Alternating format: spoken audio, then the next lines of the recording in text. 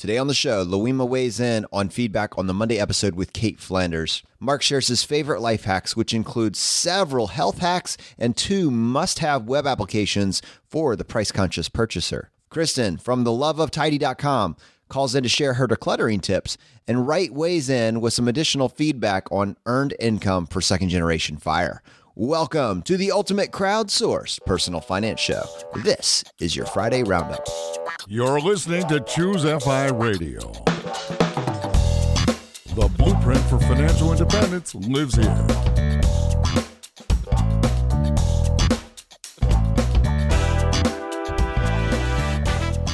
If you're looking to unlock the secrets to financial independence and early retirement, you're in the right place.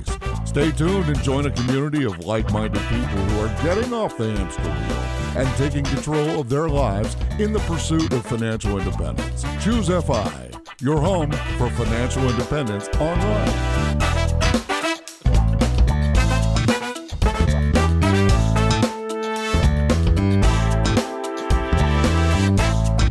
This is just going to be an absolutely phenomenal episode. There is an endless amount to cover with regards to this past week's episode on Monday. And to help me with this, I have my co-host Brad here with me today. How you doing, buddy? Hey, Jonathan, I'm doing quite well. Everything's going good by me. We are certainly in the swing of summer here. Swing of pool season, you mean? Yes, the swing of pool season. It's fun. Did you guys fill up your memberships for the year at your pool? Yes, I think the entire membership is maxed out. So yeah, it's a popular pool. ChaooseFI has thrown away all the traditional sponsorships to just focus on selling memberships to Brad's pool. That's what we're about. Yes, and we're quite good at it. It's funny though. I have to say, there are a bunch of families who listen to this podcast at the pool, and I think now, some of these articles, we had that article about myself and Laura in Time, and then this Forbes mention recently, and they're kind of making their rounds. So I think now people kind of know I'm that FI guy, and it's just it's kind of funny. I've never had that in my real life here, basically, where not that I'm a celebrity by any means. I certainly don't mean it like that, but people are interested in talking to me about it, which is cool. My friend Deb at the pool, she introduced me to her 2 sons who are in college, and now they're listening to the podcast and just devouring it. And actually, we met Tim at one of our ChaooseFI local meetups, and his wife Missy, and they listened to the podcast with their 3 sons, actually. So it was neat. They introduced me to them, and I basically told them anytime you have questions, just come up to me and talk about it. I'm here literally every day, as we know.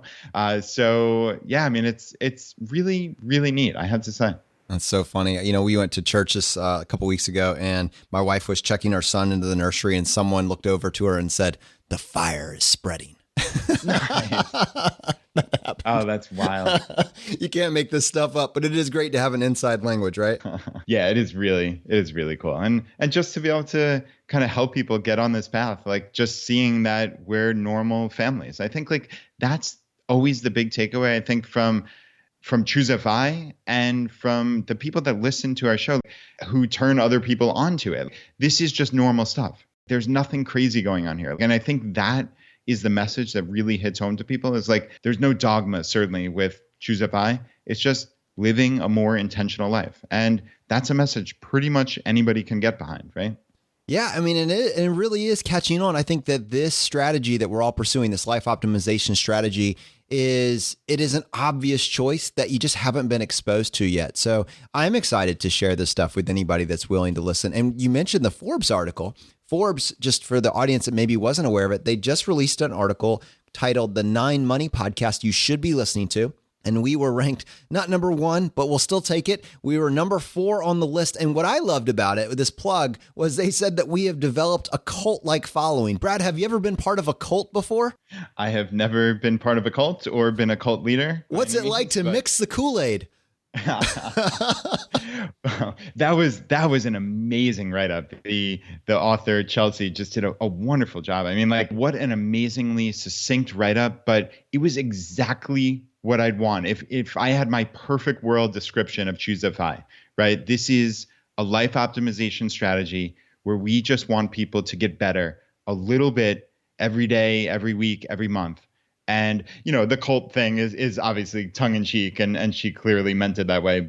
But what it does is it speaks to how passionate our audience is. And they're passionate because this FI lifestyle is their identity, right? So when you have a way of spreading this and spreading it in a normal fashion, right? Like, it's not like you're sending people to some crazy blog that's talking about like these insane things you have to do to live this ultra frugal lifestyle. No, like, that's not what ChooseFI is. This is about just living a smarter, more optimized, and more intentional life where you run towards what makes you happy in life.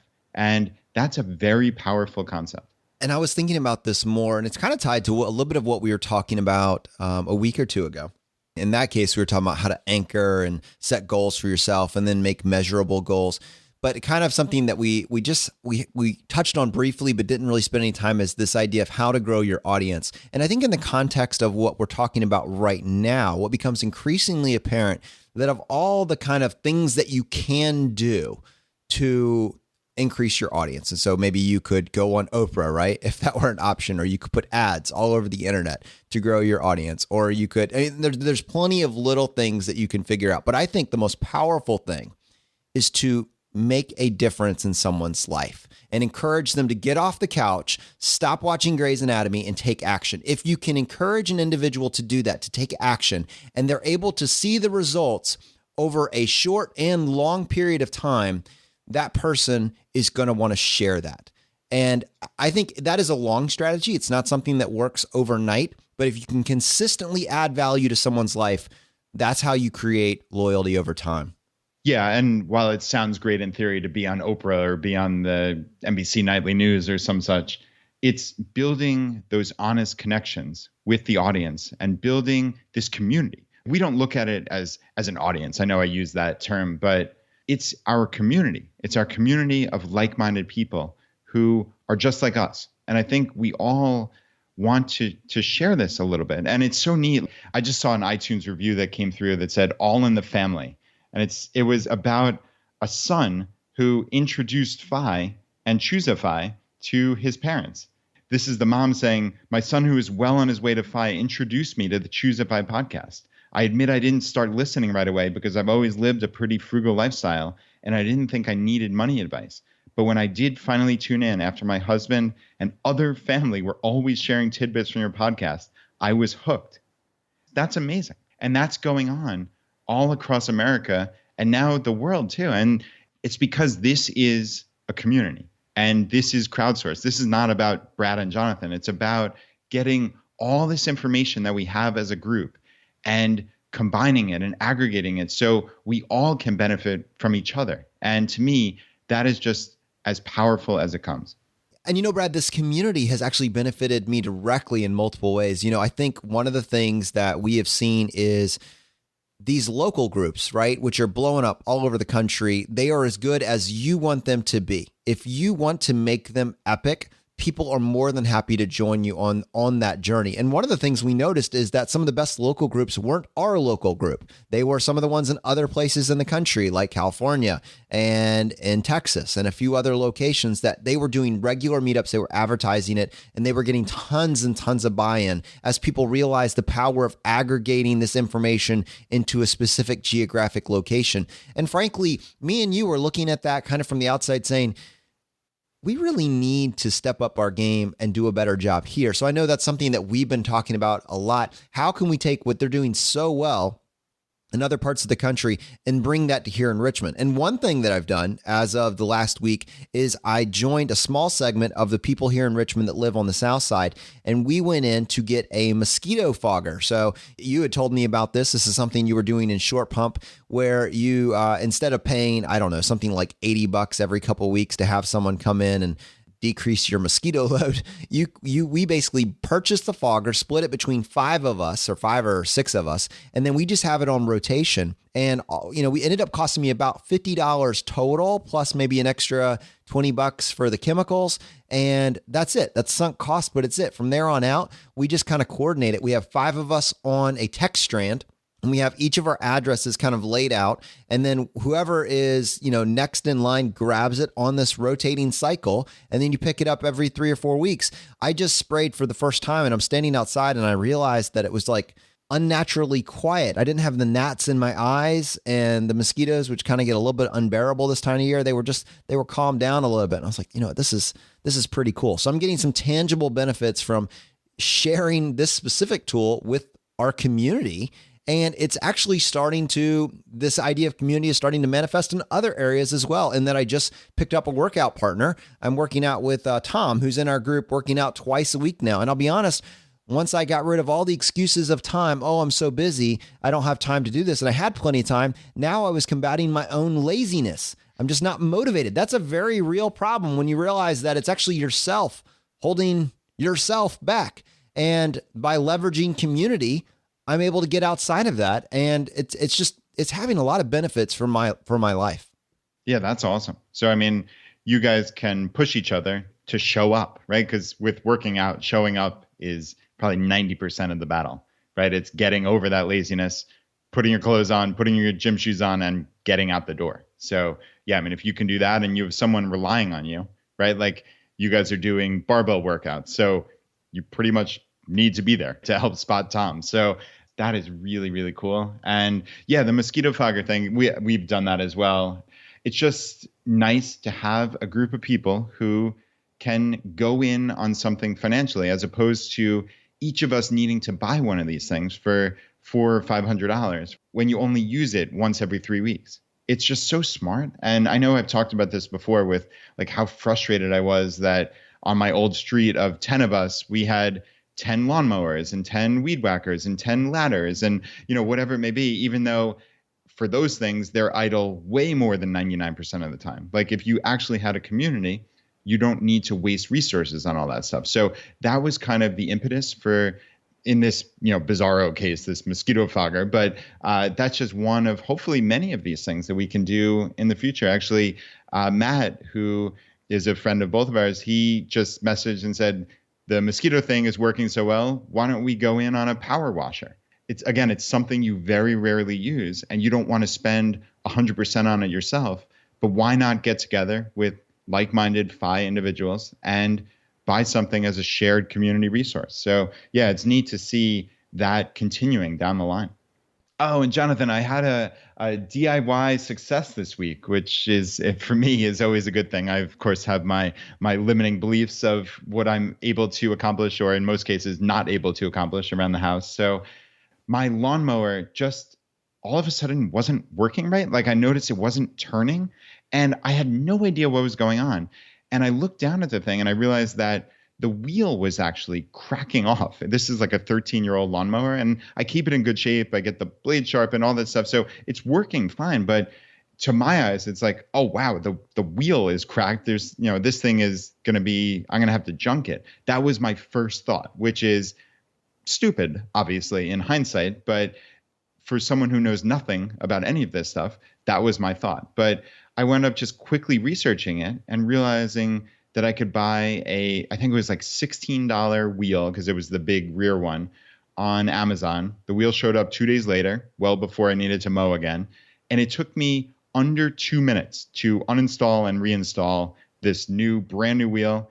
And the lawnmower is good as new. So it's funny to go mentally from a point where, oh man, I'm going to have to replace this and spend $300 on a mower, to this costs $16 and about 5 minutes of research time to find the wheel and 2 minutes to fix it. So just a cool DIY success, Yeah, I think what we'll have to do next is a whole episode dedicated to the true cost of lawnmower ownership. I think that's a long-awaited episode. Don't stay tuned, because that's not coming up. No, but have you ever thought about the things that you actually have had for close to a decade that bring the most value to your life? It may even be a small purchase, but like when you look back at the things that you purchased over the last 5 to 10 years, there will be things that you bought once and you have, purchase regret, purchaser's remorse, very real thing. It's in the getting, it's not in the having. But there will be a few items, a small subset of those items that you look back and they have brought an immense amount of value and you've squeezed every single penny of value out of them. And I have this watch that I bought close to 10 years ago. It is like a Timex Ironman watch that I got for probably less than $30, somewhere between $20 and $30, has a lap counter on there. I've never even changed the battery. I bought it a decade ago. And I think as of like this morning, I got the sense that the battery is probably about to go out. But this is like one of the few things that I look at and say, worth every single penny. And the moment it stops working, I'll probably try to replace the battery. And if that doesn't work, I will just go buy another one immediately. That is rare, right? Yeah, that's very cool. I was kind of racking my brain here to come up with something. And you would joke, of course, that it's my old laptop, right? Like, oh gosh, 6-year-old laptop. But this thing's going strong and I'm not getting a new one. So that's the first one that jumps to mind. And even just something as simple as like a foam roller. I use my foam roller to roll out probably and a $6 lacrosse ball every single day.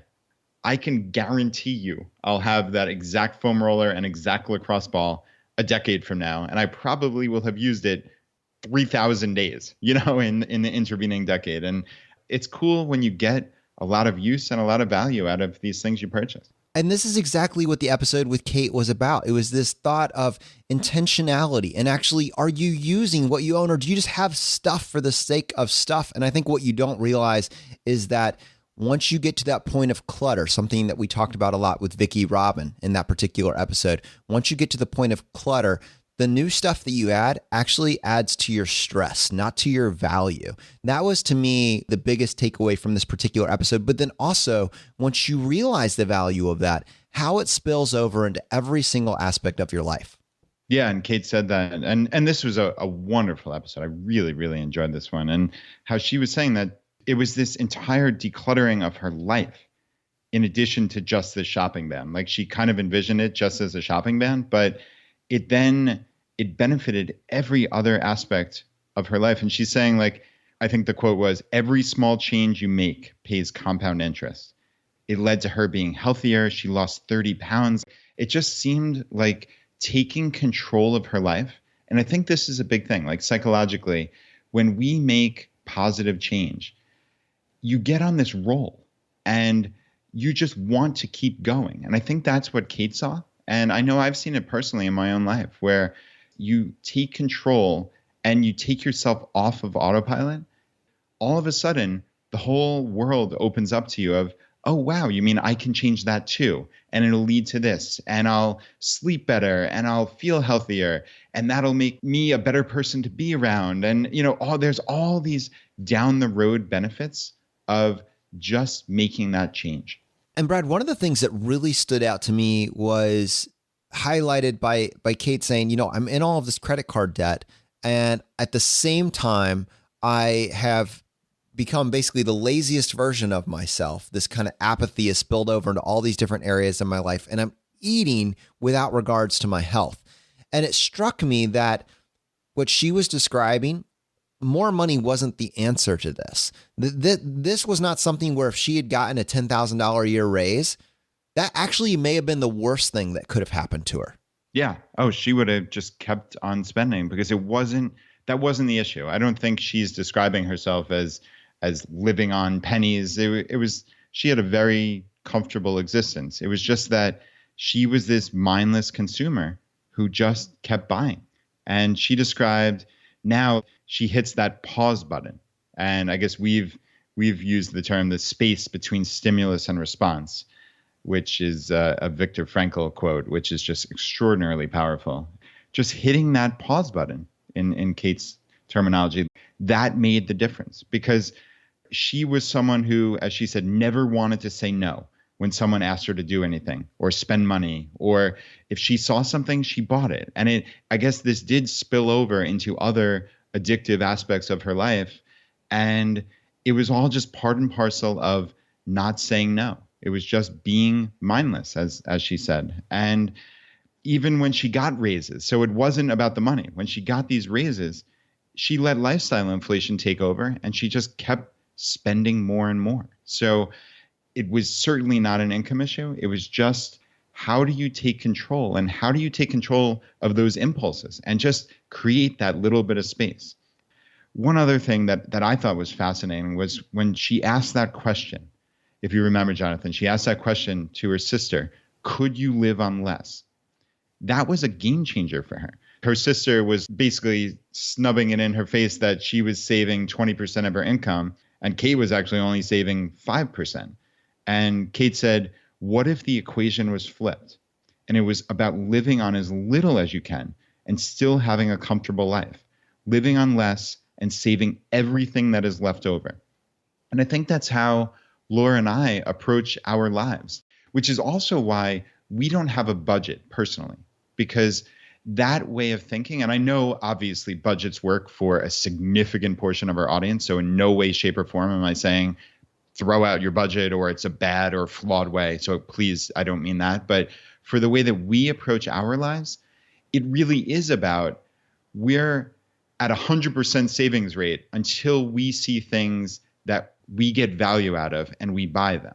Okay. So that's the prism with which we approach this, is 100% savings rate until we find stuff that we want to buy. And I think that's an important thing, as opposed to just, okay, I'm going to save 32%. And then the other 68% I can spend freely and just go out and buy things because that's my budget. So I've never approached it from the budget mentality. And Jonathan, I'm curious what your thoughts are on that. Yeah, I think you're farther down the path than I am. And I think this, you have to tie this episode to the episode that we actually did with Dominic Cortuccio from Design Your Future. And he was the first one to introduce me to those quotes that you're referencing by Viktor Frankl. It's a phenomenal episode, and it speaks to this idea of being in drift, which is clearly what Cait was struggling with, just not having mission, not having purpose, not having a why. And I think that what the budget is it is a tool. It is absolutely a tool to help you become more clear on your purpose, on your why. I think ultimately, Brad, your why is so centered that everything flows downstream from that. And at some point, you can set that tool aside and you can just focus on living your life. It's that ingrained in you. I think for the kind of more naturally frugal person that you are, it's even more obvious that that would be the way that you would go. I think for someone like me, the reluctant frugalist, someone that frankly would not be frugal just on my own without that purpose, the budget is important for me. And I view frugality as a tool. I reluctantly view frugality as a tool that's going to get me to financial independence. And since my center is not in frugality, I use the budget to keep me grounded. And as I get farther down on the path and my norm, my perspective, my norm shifts, which has absolutely happened, the budget becomes less necessary. And kind of like you, I have 100% savings rate until I don't. What am I sacrificing that 100% savings rate for? And the determining factor has become value. And I'm not perfect at that. I just like we were talking about at the beginning of this episode, I reflect on some purchases I've made and I say, wow, that was really went off the rails there.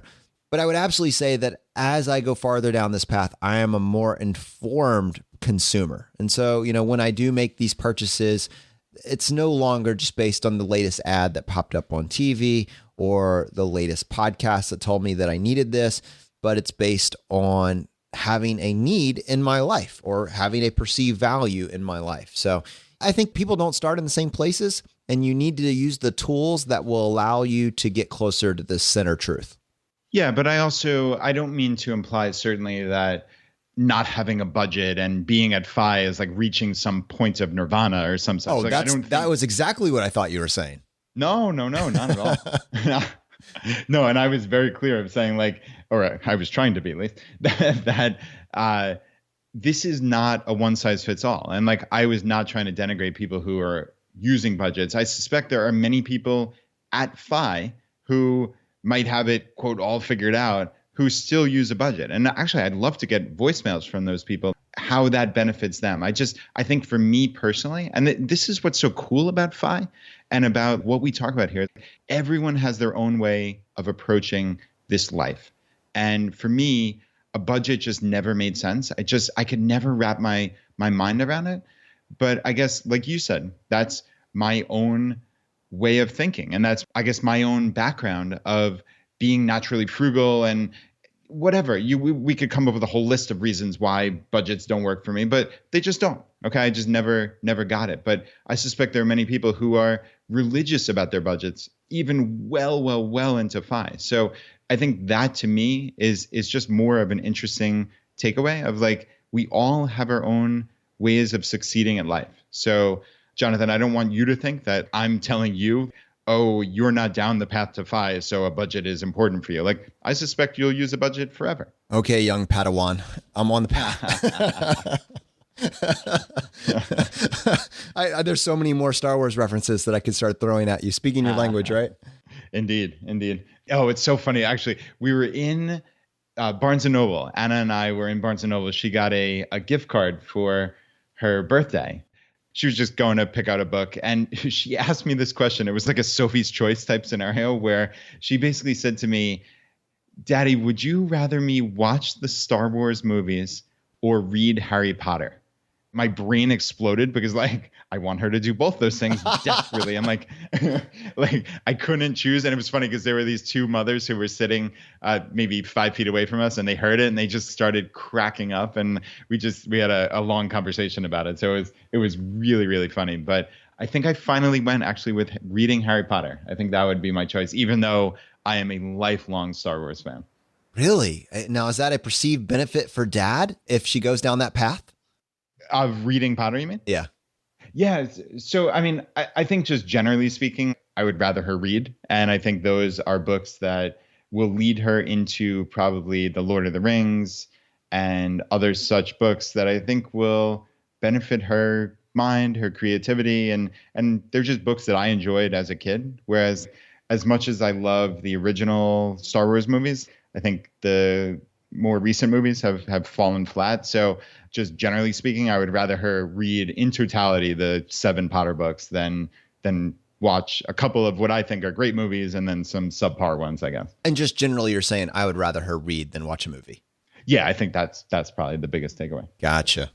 And Brad, I thought this would be the perfect point to spend a little bit of time talking about this powerful tool of decluttering, because that is what this episode really highlighted the power of. And we got this voicemail from Kristen, who has a website for theloveoftidy.com. She is a KonMari tidying consultant and home stylist, and she wanted to share with us some of her strategies for decluttering. And we're going to play this voicemail for you now. Hi, Jonathan and Brad. It's Kristen with For the Love of Tidy. I reached a major milestone today. I've officially finished binging all of the CampFI podcasts up to date, probably well over 60 hours of content. This is huge considering it took me a year for my friend and now resident CampFI blogger, Tamika, to convince me to even listen to one episode. So it's a huge goal. While absorbing the show, I took major actions like dropping my car, selling a rental property, and moving to a new apartment to reduce my monthly housing expenses. I've also made bite-sized changes like tracking all of my FI wins and losses each month in a goal spreadsheet, cutting the cord, and of course, shopping at Aldi. I have debt standing in the way of the official start of my FI clock, but the sale of my home has accelerated me towards changing that story this year. As mentioned, my side hustle that I'm deeply passionate about involves my love of transforming lives by tidying and styling homes. As a certified KonMari consultant here in Chicago, I apply another contrarian philosophy, the Japanese-based decluttering method that helps people surround themselves with only the things that spark joy in order to organize their homes, minds, and lives once and for all. Considering all that the Choose a FI podcast and FI community has done to change my life, I thought a great way to practice gratitude, which is one of the pillars of KonMari, would be to give back by sharing a practical tidying tip that would resonate with the less is more life optimized audience. So here it goes.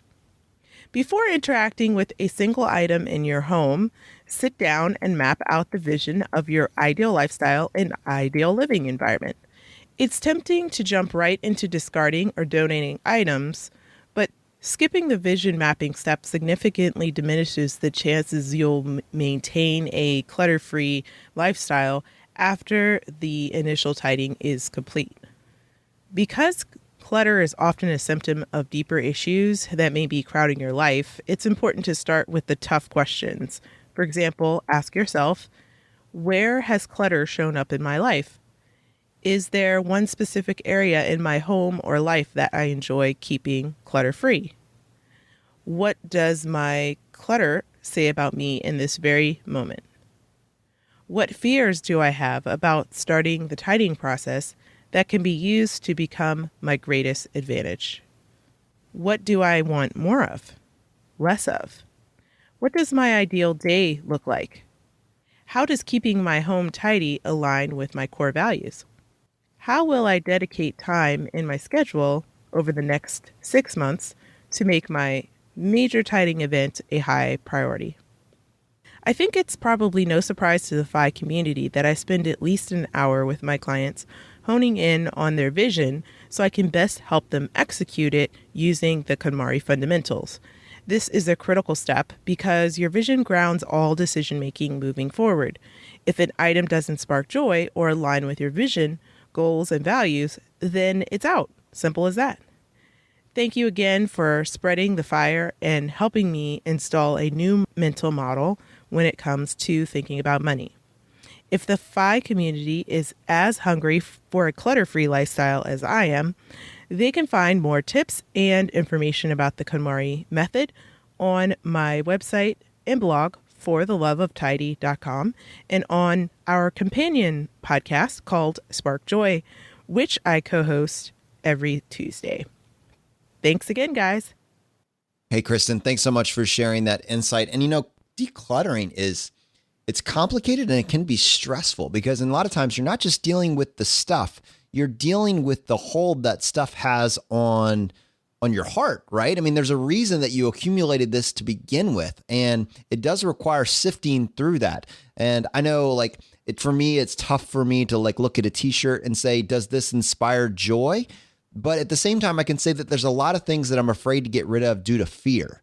And that's some fear of missing out, fear that I'm going to need it a week from now, a month from now. And there's some items that I look at and I say, it has been 6 years since I've touched it or even thought about it. But now I'm wondering whether or not in the next month I'm going to need this. And that's what's keeping me from getting rid of it or donating it or, finding another home for it. I think being willing to go through this process can be very powerful. Yeah, I mean, there certainly is a psychological cost to having this stuff and even to trying to declutter. Because I think, in that case, Jonathan, if you haven't used something for 6 years, there's a pretty darn good chance you're not going to ever need it again. But in your mind, you're saying, oh, what if I need this again? And then I have to go out and buy it again, right? And in that case, you're worried about this financial cost. But again, it's overlooking the psychological cost of having this thing taking up space in your house and getting in the way, right? And I think to me, that's what a lot of people struggle with when it comes to decluttering is, oh, what if I need this again? I'll have to go out and buy it. And of course, in the FI community, we don't want to waste money. But frankly, if your entire house or apartment is just filled with these items and you have no psychological safe space in essence, as I call it, an oasis, right, Jonathan? That's what we've kind of joked about. I want my room and my office to have essentially nothing in it because there's just something so freeing about walking into this room and just not seeing clutter.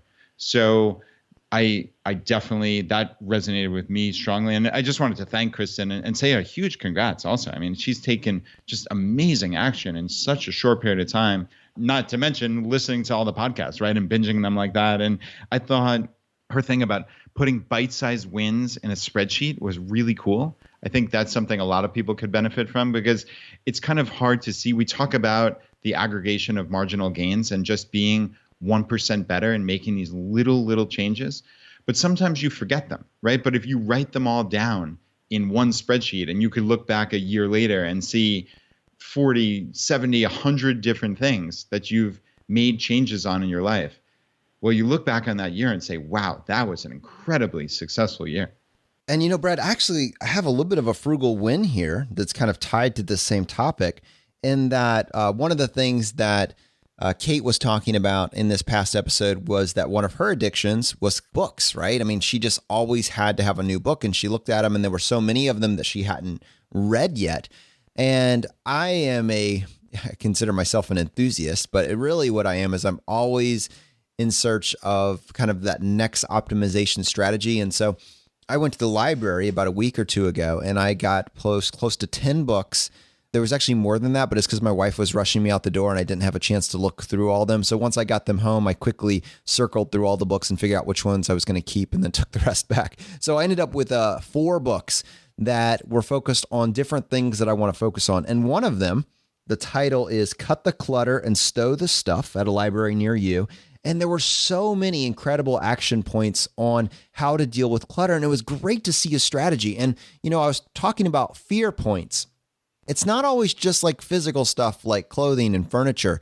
Documents are they cause so much anxiety for me. And like, where do I put it? What's the process? How do I go about destroying it? Where do I store it before I've read it? And it just builds up over time. I'll be honest with you, even right now, I have all of my notes, all of my outlines from the 4 years that I was in pharmacy school. They're inside of a giant plastic container and they're up in the attic, so they're not just sitting in my office. But I had been unable to get rid of those. And after going through this book and looking at some of the strategies and just being honest with myself, I got rid of all of them. I mean, there's probably 50 pounds of paper, 50 plus pounds of paper that were recycled as a result of this. And while I wasn't really seeing that every single day, it wasn't in my living room, it wasn't in my office, I can tell you that a little piece of me gained some more energy by getting rid of all of that clutter that was just in my attic. And you think, that's something that's at your periphery. What if you were able to turn these individual rooms each into an oasis where everything had a place and anything that didn't have a place had a hard look at, do I need it? There's so much random stuff that you acquire that doesn't have a home. And you don't realize over time how that weighs down on you. And so I'm just getting a bunch of strategies out of here. I'm going to write a few of them down and share them in upcoming shows, I think, just because they're like, for me, they're just blowing my mind. But the Cut the Clutter and Stow the Stuff at a Library Near You. That's really cool. And congrats on getting rid of all that pharmacy junk, in essence, right? That's what it was. It was 50 pounds of stuff that you would never look at again. But it's hard to say, oh, I spent whatever it was, $168,000 on pharmacy school or more, right? And now this is what I have to show for it. I had the same thing, though. I had an entire bin, I guess, one of those storage bins of old college notebooks and accounting books. And I mean, even if I was still in the accounting field, I would never look at those things again. Literally never. There's no chance on this earth that I would look at it. But I felt badly throwing them out. But I finally just said, to heck with it. These are worthless. And I got rid of them. I think I donated the books if they still had any value and just got rid of the notebooks. And that was that. And I will never miss them because I never would have looked at them, even if I lived to be 200 years old, It's totally in the same place. All right, now this next voicemail I got is from Wright. And Wright is just for the people listening to this, he's actually the moderator in our Facebook group. And he wanted to weigh in on something that, Brad, that you talked about last week when you were talking about setting up a Roth IRA for your kids who are not 16 years old yet. They're a little bit younger. And what would it look like to get them gainful employment and be able to put that in a Roth? And he had some input. Hey, Brad and Jonathan, this is Wright. Was listening to your episode 80 and was hearing you guys discuss about eventually setting up Roth IRAs for your children. Was listening to the White Coat Investor podcast the other day, and he actually employs his children as models for his website in order to earn legitimate income, just to take pictures that are on his website, and that then he can pay them a reasonable wage that is in line with prevailing wages for children models. I think he looks up what other children models get paid. Then he's able to add money to their Roth IRAs every year. So wanted to give that as an idea, and maybe even looking into other unconventional ways your children can even earn a few $1,000s per year can allow them to have a very, very substantial Roth IRA by the time they even graduate high school. So I wanted to throw that idea out there because I think it's a very, very interesting provision of the tax code that, for second generation 5, we haven't really looked fully into. So thanks for bringing it up on the episode. I thought it was a great topic. Right. First of all, thank you for the voicemail. And we actually did interview White Coat Investor. We are going to be releasing that episode this fall. I can just tell you, having recorded it and been a part of the conversation, wow, it's so awesome. I'm so excited about it. But coming back to the actual practicalities of what we're talking about in this conversation, never before has it been easier to come up with a legitimate way to pay your child and document it. And knowing kind of behind the scenes what it looks like, I'm exploring this currently, and I'm kind of doing it vicariously through thinking about what it might look like for Brad's kids, because for my 14-month-year-old, it's I guess you could still do modeling, but I haven't quite figured it out for us. But Brad, we've been talking back and forth about what some strategies would look like to employ your kids in the digital age where you own a website like we do, but honestly, where anybody that owns a website, something that they could look into as well. Yeah, I think there's lots of potential here. I've also been kind of going down this road with Anna.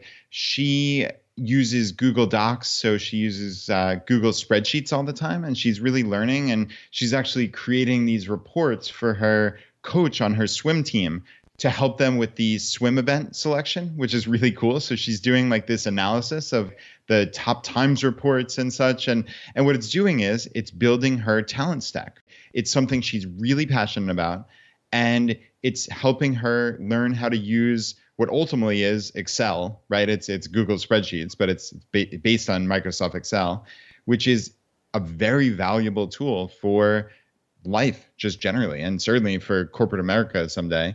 But she now, and with my help, I'm trying to teach her how to use different formulas and such, and it's really neat. And now I'm wondering, like, how can I get her to help me in my businesses and actually employ her legitimately? Because I think that's clearly the key here. Is we're not talking about doing anything that's immoral or unethical or anything like that, skirting rules, not at all. I mean, we're trying to come up with how are there legitimate ways to employ your kids and to pay them money and to be able to fill up that Roth IRA. I think if Anna, in my particular case, has these skills where I can hire her, who knows, Jonathan, even like Vincent Puglisi's son, I believe it was, helps him research podcasts to be on, to be a guest. That's time that you can compensate your child for, because that's clearly value added. You can document it, and there you go. There's something that can help them fill up that Roth IRA bucket. So there's definitely lots of ways to do that, and we're going to continue to research this and figure it out. And, tied very closely to what we were just talking about, Heather posted this on the Facebook group, and she said, the following conversation is between me and my 15-year-old son. And this is on her end. She says, if you want a learner's permit, you're going to need to be able to pay the insurance. Her 15-year-old says, how do I get a job without a car? And everyone who is hiring wants 16-year-olds. She says, you'll figure it out. Well, darn if that child didn't announce last night that he had a ride lined up at 3:45 in the morning to go work crab pots in the bay. He's a quick study, that kid. So I love this. I love the go get 'em nature, the fact that her son was able to work through these limiting beliefs, and he's going to have some earned income. That's very cool. And a lot of early mornings. That's very impressive. And probably a lot of muscles coming from that too. That's hard work, but good for him. So we don't need to always overcomplicate this. It's not an online job or nothing, but it is not being willing to accept the obstacles as they are presented to you, but saying, all right, yeah, I have to work through this, but what are my options? What are other people doing? And, it's a metaphor for life. Oh, Brad, and it's so great. We record this Friday Roundup on Tuesday morning. So every Tuesday morning, we're recording the Friday Roundup. And so a lot of people most of the people listen to the episode on Monday, but a lot of times feedback is coming through even as we're recording this episode. And Louima says, this episode with Cait kept both my mind and heart hooked. I went through the whole thing twice in a row. There's so much to say. Cait's approach to the concept of less is inspiring me to come up with a simpler plan for my life in general and to think through a reduction of my FI number ultimately. In the spirit of Brad's oft-given tip or hack to improve by going after an aggregation of 1% gains, this episode makes me realize life optimization can still occur as I track even 0.01% of consistent gains in all areas, not just finance. Every skill earned adds more confidence and more joy. That's what I got from this episode. And I have to say, Brad and Jonathan, your skills as show host and interviewers continue to get better and more genuine. Thank you for helping the guest tell their stories with clarity and generosity. Brad, I got to say, I did feel like we kind of did a pretty good job with this episode. And I think back to our first episodes where we were just putting our voices out into space, kind of like hoping that it would land. And I was like, we're kind of decent. But if I go back and I listen to like episodes 1 and 2, it's kind of painful. I mean, you do get better at this.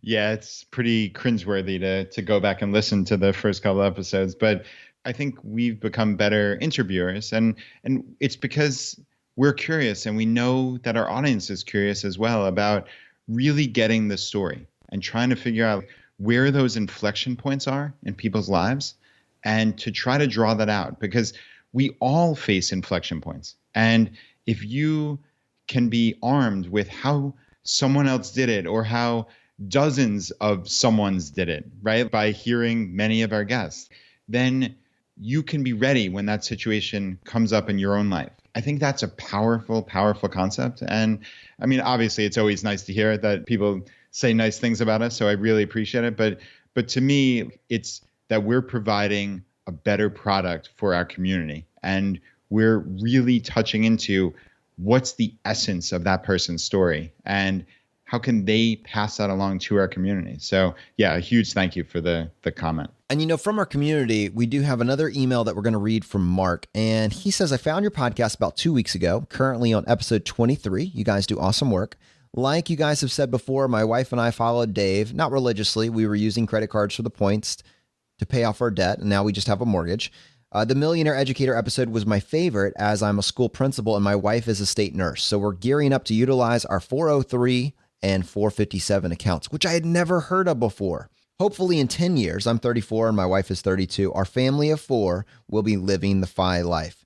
Now, you may have hit some of these in the 40 episodes or so I still have to go through, but here are some hacks that I've discovered along the way as my wife and I have accumulated close to $400,000 in net worth. On food, my wife and I are big into health, so here are some tips that will save money. Use smaller dishes. You tend to fill up whatever plate size you have. So if you pick a smaller plate or bowl size, you will put less on your plate, meaning you may have more for leftovers or need smaller amounts of food. Chips. When eating something from a bag, chips, pretzels, etc., put them in a bowl first and then close the bag up and put it away. This will prevent people from eating the whole bag. Don't eat alone. Studies show that you tend to eat less when you're with other people. Don't eat while watching TV. The same concept as above, studies have shown when you eat while watching TV, you consume more calories because you are not paying attention to what you are eating. And what's really cool about what Mark has done here is for the ones where he mentioned the study, he has the link to the actual articles and content. So we'll put those in the show notes for today's episode. For finances, we're huge into travel rewards. We haven't paid for a hotel room in over 2 years using our Chase Ultimate Rewards and our IHG credit card. We're not big air travelers because it's not fun to travel in the air with a 3 and a 1.5-year-old. Shopping portals. Now, I haven't heard if you've gone into depth on shopping portals. We are minimalists, so we don't shop much. But sites like Ebates and such are great options. But also Chase has a shopping portal at the bottom of their Ultimate Rewards page that you can sometimes earn 4 to 10 times the points if you click through them. And then there's a couple extra apps that he mentioned as well. Earny. Now, this is my new favorite. That's spelled EARNY. You link your card to Earny, and if that card has price drop protection, it will track your purchases and contact your credit card and get you a refund if the price drops. You just split the refund with Earny 50-50. I've gotten about $50 back from them this way. And then Feex, which I have no idea if I said that right. I tried. It's spelled FEEX.com. This is a site that will track your account and let you know if you're paying too much in fees. They will also give you alternative fund with lower fees if you are. You can search the funds you're interested in and they will give options. Good for people with 401ks so you can see exactly what you're paying in fees. Have a great weekend. All right, there's a lot here, Brad, and I'd love to get your thoughts on it. The things that really stood out to me was Earny. And in my mind, before I discovered travel rewards, thanks to you, I was very happy with my 1.5% cashback card. And once a year, I would get about $35 to $45 in cash back. What he is talking about is, still using it for travel rewards, or in his case, he's more into hotels, but this purchase protection. There's so many benefits that are attached to your credit card that most of us, honestly, we just take it for granted because it's too complicated to look at the fine print and see how we can use it. Purchase protection is massively huge, but so many of us don't have a plan. I wonder, is that something that you are aware of? And if not, For an ultra optimizer, Ernie sounds like it could be a good choice.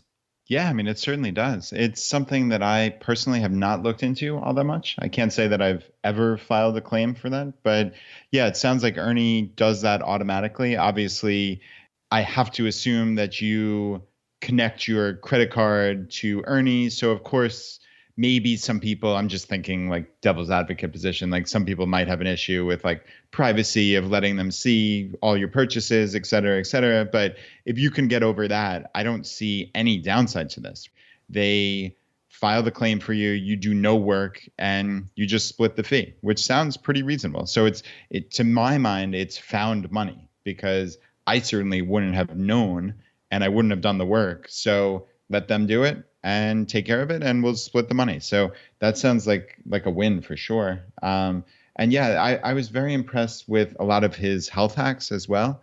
It's amazing how our brains can really screw up our path to health. And it's something as simple as, like he mentioned, the size of your plate. As silly as this sounds, like if you look at the research, like that actually makes a difference in how many calories you consume, or the quantity of food, whatever you want to call it. Just having smaller plates makes a difference. Closing the bag on the chips, like all these little things that just allow you to get your brain out of the way can help you significantly on your path to health. So yeah, I thought that was very cool for sure. Brad, I think this would be the perfect place to do a little bit of updating. Now, I know back in episode 74, that's when we brought Ryan Carson on from Treehouse, and Treehouse being this online code school that can, within, I think, a period of 1 to 2 years, get you to the place where you can get a job as a coder, starting out over $50,000 a year, all the way up to probably somewhere close to $90,000 a year. And you can do it for a tiny, tiny fraction of what it would cost you to go get a bachelor's degree. Really, really huge opportunity here. And we talked about that episode in full, but there's more. The following Friday, we announced that we wanted to explore putting together a scholarship for our community. Not only do we want to talk about this and highlight it and hopefully encourage people that are maybe looking for a path to investigate this, but we wanted to give back to our community, and we wanted to fund a scholarship and give an individual an opportunity to get this for free. We'll purchase it. We just want you to do it, and we want you to share your story with us. And so we were going to set up a scholarship. But that is not just something you don't just say, hey, I'm going to have a scholarship. There's a process to becoming a nonprofit. There's a lot of paperwork involved. And I just got to give you all the credit in that, like, you didn't let that discovery stop you. You have been looking into what it would look like to actually partner with a nonprofit. And I think you're making progress, right? Yeah, we are definitely moving forward, which is awesome. And we wanted to make sure the audience knew that we were not dropping this. We didn't forget about it. It wasn't too difficult and we stopped or some such. But luckily, we had a couple people actually from our community reach out to us who are executives and VPs in different 501c3 organizations throughout the country. And it seems like we're going to partner with Brandy, who works for a non-for-profit called Every Child's Hope out of St. Louis, Missouri. And what's great is they're going to help us run all of this. And basically the donations will be made to that organization with ChooseFI in the memo line of the check or on the online donation. And we'll actually have a trustee there who helps oversee the ChooseFI scholarship. So it's wonderful that you and I, of course, don't have the wherewithal to form a not-for-profit entity just for this one scholarship. So partnering with an entity like this is an enormous help. And it's really the only path for us to move forward. So yeah, just a huge thank you to Brandy and her entire organization. And we will have an update in the next couple of weeks when the application goes live, and also when we know specifically like where, if people want to donate. Actually, we had many people in our community jump in and say, hey, I want to donate to have a second scholarship or a third scholarship or whatever it may be. And actually Treehouse might help donate a couple of scholarships as well. So, I mean, Jonathan, we might be getting 5+ people, maybe 5 to 10 people into a Treehouse degree. And that would be absolutely amazing. So long story short, a huge thank you to everyone involved for your generosity, for your time, And we will update in the next couple of weeks with the exact way that people can donate if they want to, and how people, more importantly, can apply for this scholarship. All right, now, if you listen to this show every week, you know that we always do a drawing for a copy of a book that we have found useful, and we'll talk about that in just a second. But occasionally, we're able to do a giveaway for something else, something really, really cool. And in this case, we had a ticket for a CampFI Southwest in Joshua Tree, California. Incredible speaker. It's going to be a wonderful event. It's a sold-out event. And so we were collecting entries to this drawing over the last 2 weeks, saying that we would announce the winner today. And today is that day. So what we do is we take all the entries and we put them into the randomizer. And we got our winner. Brad, go ahead. Who is the winner of the CampFI ticket to Joshua Tree, California? All right, Jonathan. Yeah, we put it into a randomizer, and Danielle is the winner. And I want to read Danielle's review. And she said, "This is my FI handbook. I discovered the FI community a few months ago and have been devouring information ever since. This podcast and website and team are hands down my favorite resource to date. The Choose FI guys do a great job of making the information easily understandable, even for those new to the community. I love the diversity of topics to represent that the community is more than just financial independence, but extends to lifestyle choices like eating healthy and utilizing time efficiently. I'm excited to get increasingly more involved in the FI community, and it is due in large part to this podcast." Danielle, thank you so very much, and have a wonderful time at CampFI. We're really excited. We have an additional 6 books that we wanted to give away this week. Instead of reading all of the reviews for you guys, we're going to go ahead and just name the names. And if you hear your name called, Danny is going to be reaching out to you. We would love to send you a copy of a book of your choice. And Brad, do you want to go ahead and get started? Let's do it. So the first winner is Sarah Ellen. Then we have Drew S., Jason, Shelby, Shauna, Steve, and Leanne. Awesome. All right. We'll be reaching out to you directly to put a copy of a book in your hands. There's 3 books that we offer. It's J.L. Collins' book, The Simple Path to Wealth, Dominic Cortuccio's book, Design Your Future, and Vincent Puglisi's Freelance to Freedom. Now, for those of you that are listening that would like to enter the drawing in an upcoming week, all you need to do, just go to choosefi.com/iTunes, follow the instructions there, leave us a short written review, and then send us an email to feedback@choosefi.com, letting us know that you left a review and what screen name you left it under. We give away 1 book for every 5 written reviews that we get, and we announce the winners on the Friday roundup. Thank you so much for being a part of our community. All right, my friends, if you got value from today's episode, if you've been getting value from the episodes up to this point, just take 1 second and press the subscribe button on the platform you're listening to this on. It just lets the providers know you're getting value from the show and you want to be here when we produce additional content. The fire is spreading, my friends. We'll see you next time as we continue to go down the road less traveled. You've been listening to Choose FI Radio Podcast, where we help middle-class America build wealth, one life hack at a time.